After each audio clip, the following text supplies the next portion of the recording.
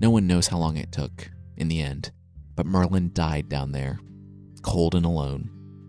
His body was never found, and the half-demon who had guided kings and preserved his people in a dangerous world passed into legend.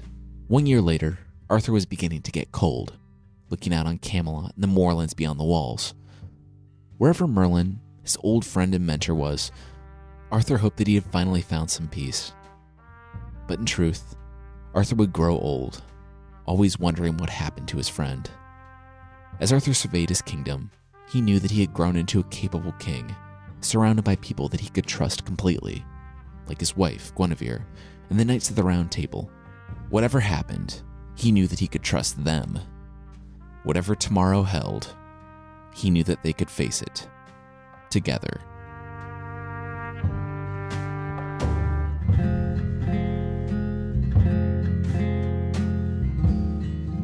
Yeah, it's super sad, but that is the end of Merlin. He was such a contradiction, mainly because the legend was written by several authors over centuries, but I'll kind of miss the murdery, creepy, legendary wizard. He was a mainstay of the stories early on, and it's a brave new world without him. It should be noted that my treatment of Vivienne is very 21st century.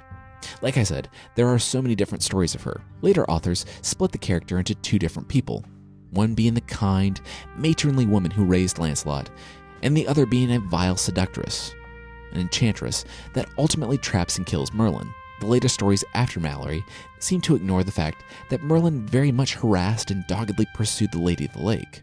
To call her just some power-mad enchantress who seduces and traps Merlin really minimizes his role in the whole thing.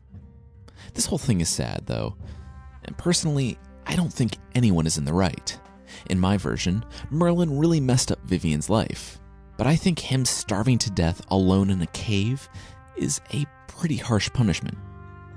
Also, there are some super weird versions where Merlin literally says, "I know you're about to trap me, but I love you so much that I will now teach you the spell to trap me, because I am powerless in the face of your love."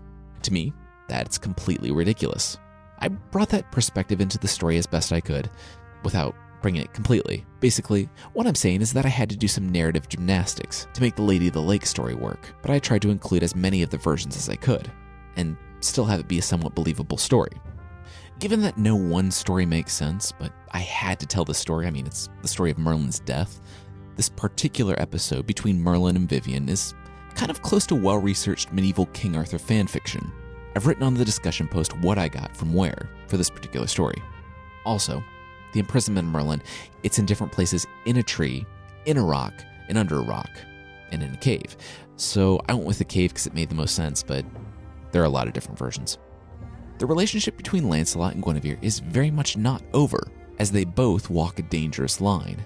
What they've started here is very bad for them, Arthur, and the Round Table, and it will have consequences for the entirety of Great Britain. Those consequences will have to wait, though, as we go through and talk about the other characters leading up to the quest for the Holy Grail.